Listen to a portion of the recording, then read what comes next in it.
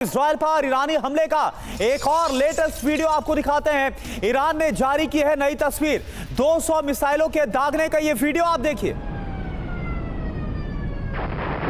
तो ये देखिए तस्वीर इस वक्त आपको हम दिखा रहे हैं। इस्राइल पर जो ईरान ने हमला किया 1 अक्टूबर को, आपको याद होगा जिस हमले को अंजाम दिया गया, अभी तक का सबसे बड़ा यह हमला जो इस्राइल के ऊपर किया गया। ईरान ने एक और नई तस्वीर को, इस अटैक की नई तस्वीर को जारी किया, जिससे आप देख पा रहे हैं 200 बैलिस्टिक मिसाइल के जरिए इस हमले को अंजाम दिया गया था। और इसके बाद से ही इजराइल ईरान से बदला लेगा ये कहा जा रहा। और इजराइल की जो सुरक्षा कैबिनेट ने उसने ईरान के ऊपर हमले पर रजामंदी दे भी दी है।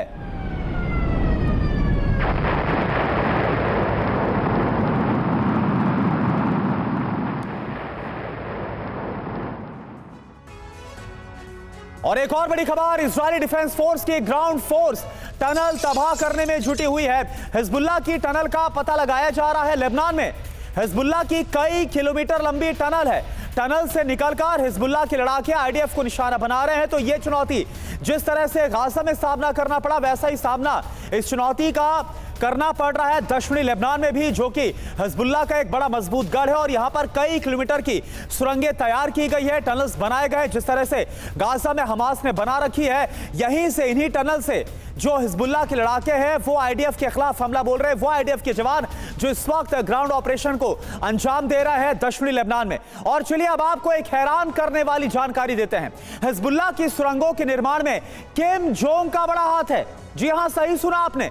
उत्तर कोरिया ने हिजबुल्लाह का टनल नेटवर्क बनाने में बहुत बड़ी भूमिका अदा की है। डिटेल जानकारी ये देखिए आपके सामने। हिजबुल्लाह की सुरंग का किम जोंग कनेक्शन आप समझिए। हिजबुल्लाह का सुरंग नेटवर्क उत्तर कोरिया की मदद से बना हुआ है।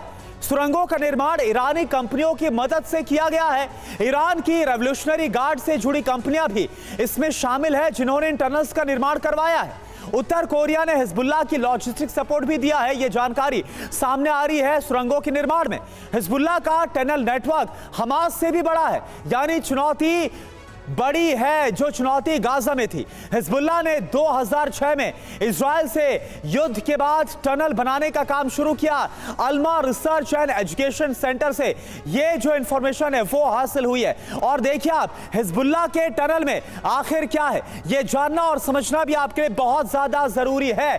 सैन्य अड्डे का निर्माण बाकायदा किया गया है हिजबुल्लाह की तरफ से, और इसके अलावा कमांड एंड कंट्रोल सेंटर यहां पर बनाए गए। तो यह अपने आप में बहुत बड़ी चुनौती है कि पहले इन टनल्स को ढूंढना और फिर उसको तबाह करना। हथियार डिपो तैयार किए गए, अंडरग्राउंड हथियार छुपा कर रखे गए। इसके साथ साथ फील्ड क्लिनिक्स भी बनाए गए हैं। मिसाइल दागने के लिए शाफ्ट्स तैयार की गई जो कि अंडरग्राउंड ही जिन्हें लॉन्च कर दिया जाता और उसके बाद इजराइल पर यह कहर बरपाती है। और साथ ही साथ बिजली और वेंटिलेशन का भी पूरा इंतजाम इन टनल्स में किया गया। और देखिए हमारे साथ खास मेहमान जुड़े हुए major general AK Siwach sir हमारे साथ जुड़े हुए हैं डिफेंस एक्सपर्ट के तौर पर। AK सिवाज सर, जो चुनौती गाजा में नजर आ रही थी उससे बड़ी चुनौती ऐसा लग रहा है ग्राउंड ऑपरेशन में आईडीएफ को लेबनान में यह चुनौती है जिसका सामना करना पड़ेगा, क्योंकि जिस टनल का हम जिक्र कर रहे हैं वो और भी ज्यादा बड़ी है जो कि हमने देखा था कि गाजा में हमास ने तैयार कर रखी थी। हाँ बिल्कुल, देखो करुणा यही नहीं कि अगर आप हिजबुल्लाह की मिलिट्री कैपेबिलिटी देखें तो वो हमास से 3 से 4 गुना है। और जो हिजबुल्लाह एक प्रकार से शिया मिलिशिया है, जबकि हमास एक सुन्नी मिलिशिया था। शिया मिलिशिया होने के कारण वो ईरान से बहुत नजदीक है। और ये सच्चाई है कि उसके पास 1.5 लाख के करीब रॉकेट और मिसाइल हैं, 1 लाख के करीब लड़ाकू हैं, आर्मर्ड ब्रिगेड है। और जो टनल्स का उन्होंने डिफेंस बनाई है वो काबिल तारीफ है, वो काफ़ी अच्छी है। वो मैं ये कहूँगा 40 to 50% बेटर है जो कि हमास ने बनाई थी गाजा पट्टी में। और ये भी सच्चाई है कि जो हिजबुल्लाह है उसकी जो ये टनल्स हैं इसके अंदर कुछ एक खसूसियत है कि इनको बाहर निकलने की जरूरत नहीं। अगर इनको मिसाइल रॉकेट भी फायर करना है तो ये अंदर से ही इनके पास जगह बनी हुई है, वहीं से ये फायर कर देते हैं। तो मुझे लगता है कि इतना आसान नहीं होगा इजराइल के लिए हिजबुल्लाह को हराना, स्पेशली सदर्न लेबनान में। ये लड़ाई बहुत ज़बरदस्त चलेगी। और ये भी समझना चाहिए 2006 में जो लड़ाई हुई थी उसमें स्टेलमेट हुआ था। उसके बाद हिजबुल्लाह ने अपनी ठीक है सिवाज सर, यानी कि जिस तरह से टनल का नेटवर्क गाजा में तैयार किया गया उससे ज्यादा ये पेचीदा और चुनौतीपूर्ण साबित होने वाला है जो कुछ देखने को मिल रहा है लेबनान के अंदर। आपके पास आऊंगा, एक और बड़ी खबर। कुछ देर पहले लेबनान में इजरायल का एक और फिर से बड़ा हमला हुआ है। दक्षिणी लेबनान में इजरायली डिफेंस फोर्स की तरफ से हवाई हमले को अंजाम दिया गया। ये देखिए आप तस्वीरें, हिजबुल्लाह के कमांड एंड कंट्रोल सेंटर को टारगेट पर लिया गया। आईडीएफ के एयर स्ट्राइक में कई इमारतें तबाह हुई है। तो इस वक्त पूरा फोकस आईडीएफ का दक्षिणी लेबनान में नजर आ रहा है। जहां पर हमला हुआ वहां से सुमित चौधरी की एक्सक्लूसिव रिपोर्ट आपको अब दिखा रहे हैं, देखिए आप। और इस समय हम यहाँ एक बार फिर से मौजूद हैं और अगर आप देखें कि यहाँ पर बड़े एयर स्ट्राइक किए गए हैं, धुआं आप देख सकते हैं। यहाँ पर अगर आप देखें एक्सप्लोजिव, मैं आपको बताना चाहूँगा जो एक्सप्लोजिव की गंध होती है वो आप सूंघ सकते हैं। और अगर आप ये जो अटैक हैं ये अभी इनिशिएट किए गए हैं। अगर आप देखें, मेरे कैमरा पर्सन निशांत आपको दिखाने की कोशिश कर रहे हैं कि आखिरकार इस समय, ओ ये देखिए, अगर आप इधर देखें यहाँ पर भी बड़ी एयर स्ट्राइक्स की गई हैं। और ख़ास बात ये कि इस इलाके में सिर्फ और सिर्फ आपको अब धुआं नज़र आएगा। पूरे कंपाउंड को खाली कर दिया गया। ये साउथ लेबनान का वो इलाका है जो इस समय अटैक्स की जद में है। और अगर आप देखें कि यहाँ पर बड़े अटैक्स को अंजाम दिया गया है। और अभी अगर मैं आपको दिखाने की कोशिश कर रहा हूँ कि हमको बोला गया है कि निशांत आराम से। और इस जगह पर क्योंकि थोड़ा सा ख़तरा भी है और हमको बहुत ध्यान रख के यहाँ से मूवमेंट करने के लिए कहा गया है। चलिए, क्योंकि हमारे पास सिर्फ कुछ मिनट होते हैं जब हम आपको ये रिपोर्ट दिखाते हैं, क्योंकि कुछ ही मिनटों में हमें यहाँ से लगातार मूव करना होता है। ऐसा नहीं है कि हम यहाँ पर बहुत ज़्यादा देर तक रह सकते हैं। अगर आप देखें कि ये बड़े अटैक्स को इनिशिएट किया गया है। ये पूरा इलाका वो है जो, निशांत आराम से, पहले आप खड़े हो जाइए आप।